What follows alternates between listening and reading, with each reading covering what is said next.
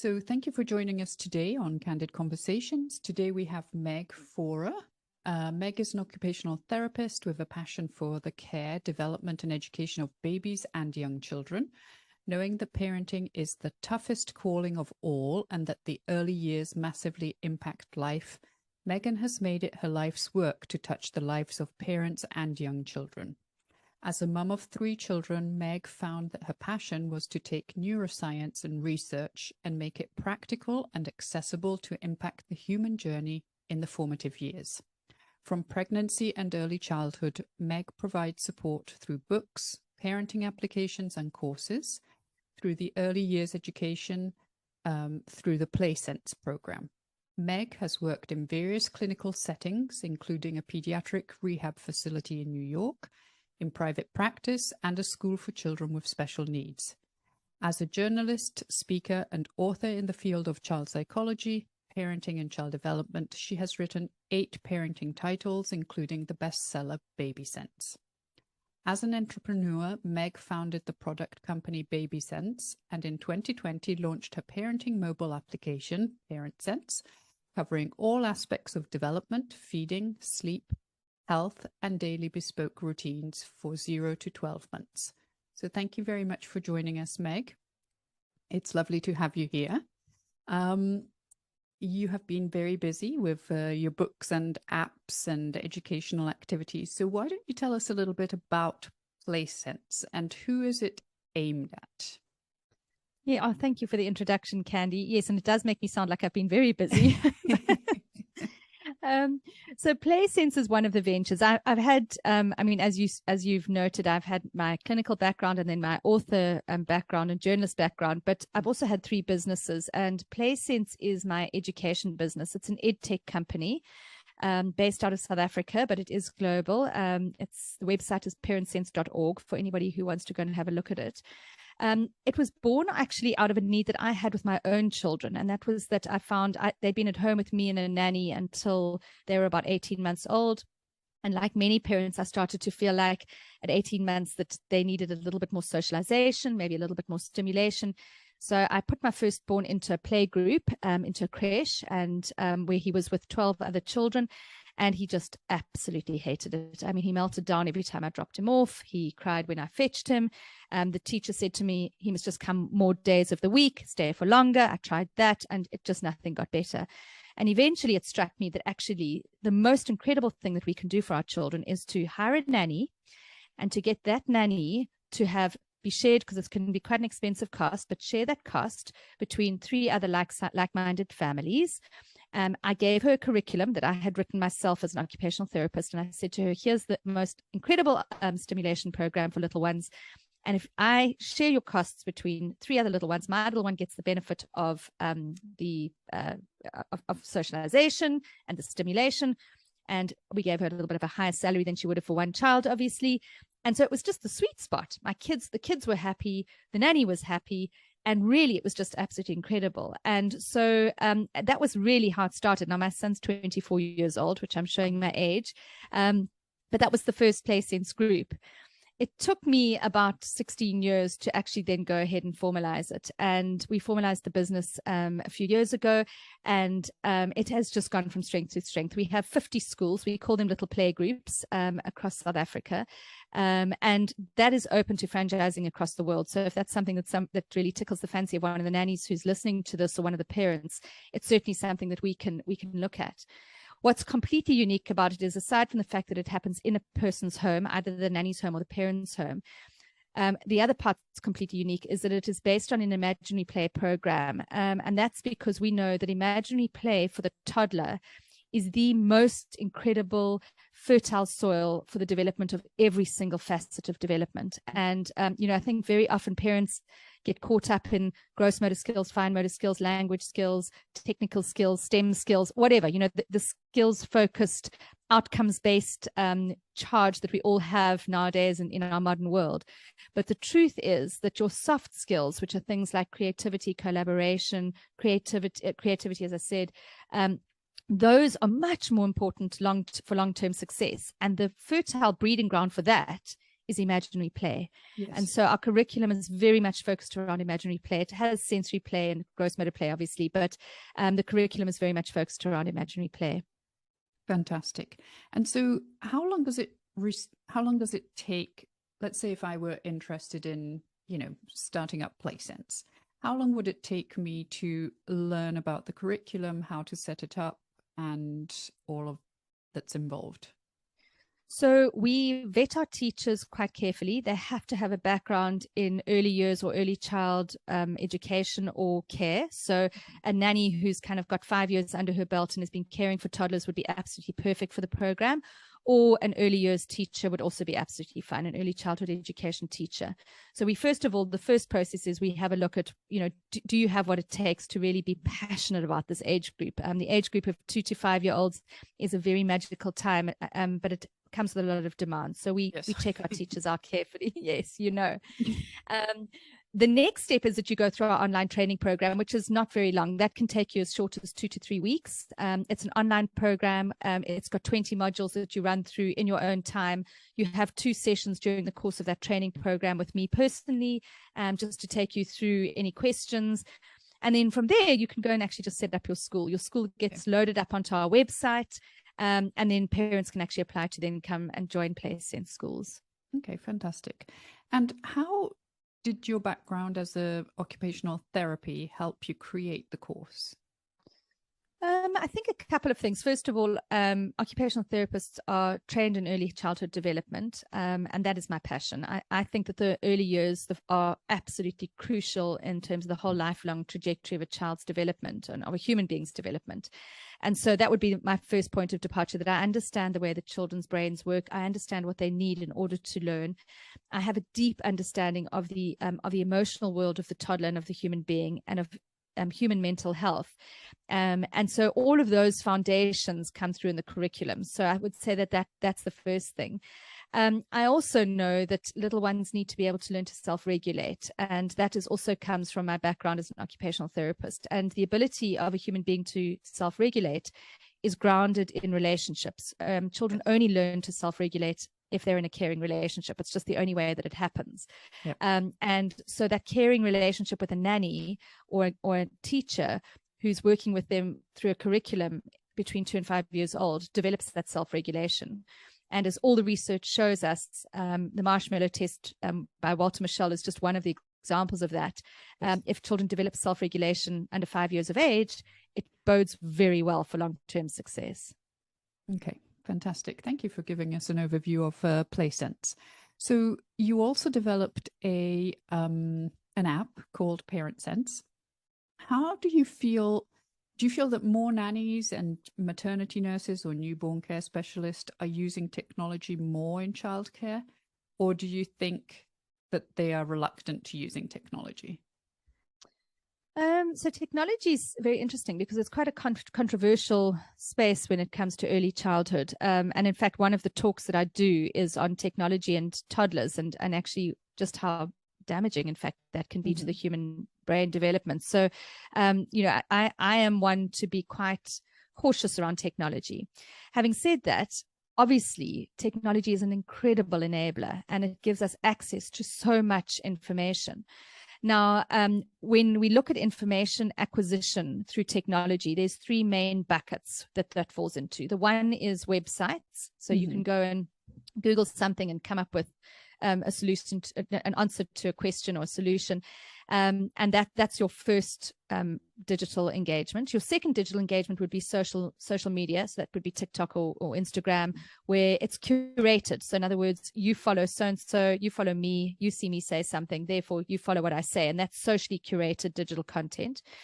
And both of those are actually flawed. And there's a reason why they're both flawed. A website is flawed from the perspective that you actually there's no filter on it. So you can go and read up anything on a website and it could be an absolute rubbish and you have no idea. And, it's not like it's a peer-reviewed article in a journal. You actually just don't know, and it can be very well written and very convincingly put forward. And really then you base all your parenting decisions or your nanny decisions on that. So it has some risks. Social media equally has risks, and we've seen that. I mean, in the elections that have happened in various countries over the last few years, and in COVID vaccination controversies. I mean, your head can go anywhere you want to with this. Socially curated content is dangerous because you get fed more of what you think you want to hear and what you want to hear, and so it reinforces your belief. And so again, socially curated content is something that I think can be problematic. So I am a big proponent for the third digital option, and that third digital option are apps. And the reason for that is that apps give us the opportunity to have not socially curated, expert curated content. And that's what we've done with ParentSense. I have been very, very careful and super meticulous on choosing the content and the information that is really, really grounded in science and that is evidence-based. The dietitian who's on my board of advisory is one of the advisory dietitians in ESPGHAN, which is the European Dietetics Association. So we've been very careful around the content that we've delivered to parents, and that it doesn't involve a whole lot of nonsense that actually shouldn't be fed to parents. So when I think about nannies using technology, I would be saying don't throw the baby out with the bathwater, as it were. So do use technology, but choose the technology carefully and choose it in a way that that the content that's been delivered to you is something that you can use. Now, the ParentSense app is incredible for nannies because you can load an unlimited number of babies. So, I mean, if you're looking after more than one baby, you can load them all up. The ParentSense app will give you a daily routine for every single baby, regardless of their age, but that is very, very bespoke to that baby. And it's based on a number of criteria. Number one, it's based on how old they are, obviously. Number two, whether or not they were born prematurely, because babies who are born prematurely have different developmental needs. Right. Number three, the age at which you've chosen to introduce solids, because if a baby has solids introduced later, they have a different weaning journey compared to earlier introduction of solids. And so it has a number of nuances that creates a really specific when I say routine, it's not so much a routine, but kind of order for the baby's day. Included in that is their suggested sleep times based on the science of awake times. Included in that are recipes and incredible meal plans. And all of those have been developed with the dietitian to prevent allergies and to prevent picky eating.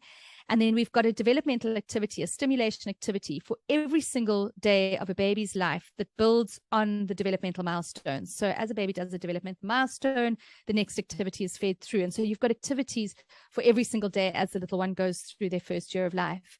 So if I were a nanny, it would be the app that I would be choosing. And I think ParentSense is a good choice. So now you've made me come up with a couple of questions for you. So the first one is, does the ParentSense app have an age range? So is it just for the babies until they reach a certain age, or is it for any age child? So right now, as we're having this interview, which is in August, and I know that these interviews can flight at any time, but at the moment it is for 0 to 12 months. Okay. Having said that, in January of 2023, we will be introducing the pregnancy section of the app. And what is going to be going in at the same time is the homeschool program. And it's actually the PlaySense homeschool program, which is an imaginary play-based program for 2 to 5-year-olds that's going into the app as well. So right now it is a 0 to 12-month-old app, although we've got a number of courses in the app that are for other ages. So for instance, in the app, we've got a potty training course. So you can, which is a very, that goes all the way through into the toddler years. We have got an antenatal class. We've got a how to prevent choking class. So we've got all of these little courses in the app that obviously pertain to babies of different ages. Okay, fantastic. And then my other question was, you were talking about the social media and the websites being curated. But for somebody who doesn't know what they don't know, it's really hard to decide what they want to follow. So I know I trained as a nanny. I worked as a nanny for 30 years. So I kind of know what I want the outcome of my childcare to be. And obviously I work for parents who are aligned with what my outcomes are. But for somebody who's new and who's starting, that's kind of hard. And so it begs the question, if I don't know what I don't know, how do I know who to follow?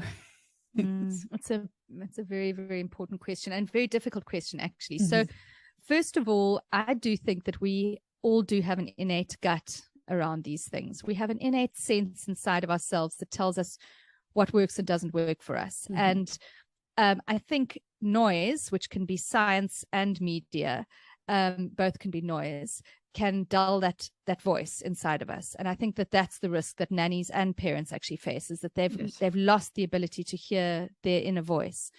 But if you listen hard enough, something will resonate with you. So as an example, if you are advised to do a cry it out sleep training program and it doesn't resonate well with you and it doesn't sit well in your gut, well, it's likely that potentially that is something that you maybe shouldn't then be, being doing with your little one. So try and listen to your gut is my first piece of advice. My second piece of advice is to choose very specific voices that you can listen to and try and narrow it down just to those voices. So, I think that can be science-based. So Dr. Meg Faure is an example of somebody that I think has some great wisdoms. Maybe myself, Meg Faure, there will be voices that resonate with you, that you go, okay, hold on, that feels like something that I would be saying and it sits in my gut, or it actually feels like common sense to me. If something feels like common sense to you, it actually can sometimes be, a good guide as well. And then try and listen to only that one voice, because the minute you've got a diffuse number of voices and, the one person saying, your baby must co-sleep with you, and the next voice saying, they mustn't co-sleep with you because of SIDS, and you've got all these different voices shouting at you, you actually can end up in a situation where you'd feel very, you really don't know who to listen to. Right. It kind of becomes overwhelming at that point. It does. Yeah. Yvonne has joined us. Hi, Yvonne. Oh, but she might be frozen. So we'll continue. All right. So you've also the time, I think 11:30 or my time. I know you've written lots of books, and some of them are on sleeping, some of them are weaning, some of them are pregnancy. And the thing that I was looking through some of your books, and the one thing that I really liked was the fact that you focus on cues, on babies' cues, and so figuring out which cues to follow for each different thing. So if you need to worry about sleep, which cues to follow to get them to the right place. And so can you tell us a little bit more about how nannies or parents would figure out those cues? Because let's say I'm a new parent, I don't know what cues are, I don't know what my baby's trying to say to me. How would a parent learn those? So the first step in learning a baby's cues is to be still and watch for them. And I think that's the very important thing, because I think sometimes we're so busy reading the book or the app, as an example, that our head isn't in the baby, and our head actually needs to be in the baby and reflecting on them. And there's some wonderful infant mental health psychology literature on that, and we call it reflective function, the ability to reflect on what my baby's state is and what they're trying to communicate. So step number one is being a reflective parent and watching for cues. The second thing is that cues are fascinating, because babies have a full language from the day they're born. You just have to watch for it. One of the things that we do in the Baby Sense book is that we take children through the 6 states of infancy that a baby moves through any day, in any day. And those states were developed by or kind of written down or noted by Brazelton, who of course was one of our best loved pediatricians in America. And what he said was that there were these 6 states: the deep sleep state, light sleep, drowsy, calm alert, active alert, and crying states. These are the 6 states. Now, each of those states, actually, babies have very specific cues for. So, for example, the calm alert state, which is this magical state, because when a baby is in a calm alert state, their brain is on full alert for learning, and they are wanting to engage, they're wanting to learn, they are making those brain connections, the synapses are firing. And the cue for that is being still, eyes wide open, mouth slightly open, maybe a little smile on their face, and making eye contact. Now that's a magical cue, and if you don't miss it, if you actually catch that cue, it'll give you the opportunity to really stimulate and engage with your little one, and then learning opportunities happen.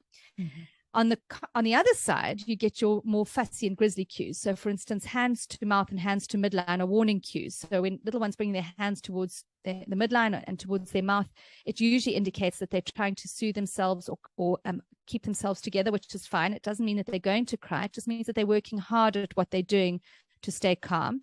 but it's an indication as a parent to note what's going on in the environment. Are they becoming overstimulated? Because if they're becoming overstimulated, that might at some point escalate to hiccups or eventually to crying, and to real distress and maybe colic. So, you kind of, it's watching for those very subtle signals of something as simple as of hands to mouth or hands to midline that will give you the cues. So, I think watching cues are very important in the early days, and that goes all the way through into the toddler years where, once you're tuned to your little one, you'll be able to watch for those cues.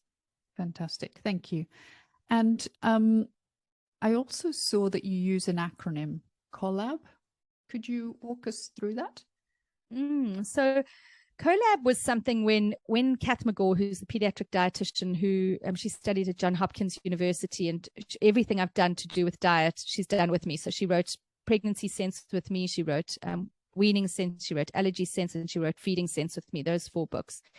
And when her and I were sitting together to do the weaning book, I said to her, I want an acronym. I want something that people can actually hang their hat on when they're starting to wean their babies, to understand what they are looking for, what the principles are for weaning. And so we came up with this acronym COLLAB, which the C stood for cues, which is exactly what we've just spoken about. What are those cues for when your baby's ready? The O stood for own personality, and the fact that every single one of my books and my app and my programs all have sense in it has to do with the fact that I believe that we all have our own sensory personalities, and that sensory personality will dictate actually how your baby's going to be weaned. And so that's why the Weaning Sense book had the O in COLLAB. And then the middle L was for Led by Science. And Led by Science could otherwise be known as evidence-based. We just needed an L for it. So we called it Led by Science. And the reason for that is that, the science of weaning is critically important. And unfortunately, there's a lot of controversy around when to wean and what to wean onto. And it seems to swing in as a not so much as a pendulum, but it seems to go in waves. I mean, in the 1970s, it was very early weaning directly onto avocado, as an example.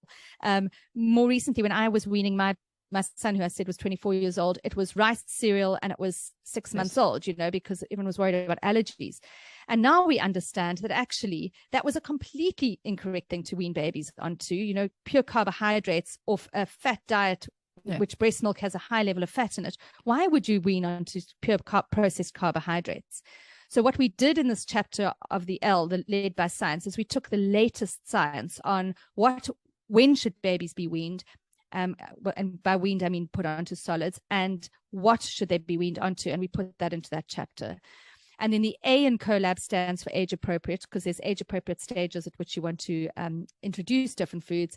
And then the B at the end of COLLAB stands for baby led. And that is not necessarily baby led weaning, but it's baby friendly weaning, which means that you want to make sure that you're watching your baby's cues and their ability to self-regulate their appetite. It's got to do with not force feeding. It's all of that type of thing in the baby friendly chapter. Fantastic. I think a lot of the things that you have said kind of resonate with my background. So although I trained as a nanny for 2 years in England, and then I actually did quite a bit of research myself, and I developed my own ways and styles of doing things, which doesn't have a name, but maybe it should. But I feel like sometimes, especially with weaning, nannies and parents always say, oh, my child is X age, so I need to start weaning. And I always say, but you don't have to start it just because your child's a certain age. You have to make sure that your child is ready. And, what if your child was ready earlier and you didn't start it? And the same with foods, like we're all going to have avocado. Well, that might be so, but I mean, have you looked at research to understand why avocado is the food of choice? And I feel like people are looking for a cookie cutter kind of childcare. So everything has to be done at the same age. Everybody has to follow the same rules. And I just don't see it that way, because babies and children are individuals. And so we should follow what their stages are for them, not for us. I couldn't agree more, 100%. And that word cookie cutter, it's so interesting. I used that in an interview I did in London when I launched my 5th book. And I said, that we can't have a cookie cutter approach to parenting, because every baby's different, and that speaks to their sensory personality. but B, every mother's different. Exactly. And in fact, there's a third person in the room, which is the grandmother, because even if she's not standing in the room, Yes. her opinions are coming through in her daughter and in her son. And so, it's a really complex thing, this whole, parenting story, and there can't be a one size fits all. No, I completely agree. Well, those were all of my questions, and it's been great to have you on. Is there anything you would like to add or share with us? Yeah, look, I guess where people can get hold of me, my website is megfaure.com, and the app is available on the App Store, both the Apple and the Google Play Store, and it's called Parent Sense. And then the playgroup program is playsense.org, would be the place to find me. And I would encourage parents to go and have a look at the app. It is free of charge in the store, and then the courses are in-app purchases within the app, so you can go and actually do the courses and understand, a little bit more about your individual sensory baby.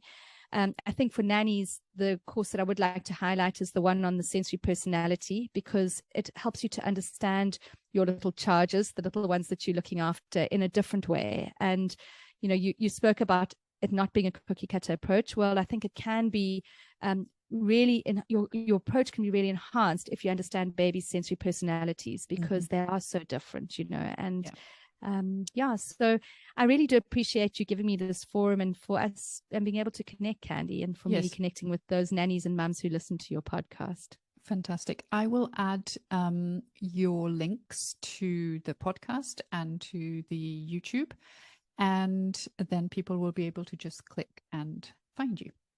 That's fabulous. Thank you very much for the opportunity. You're welcome. Thank you.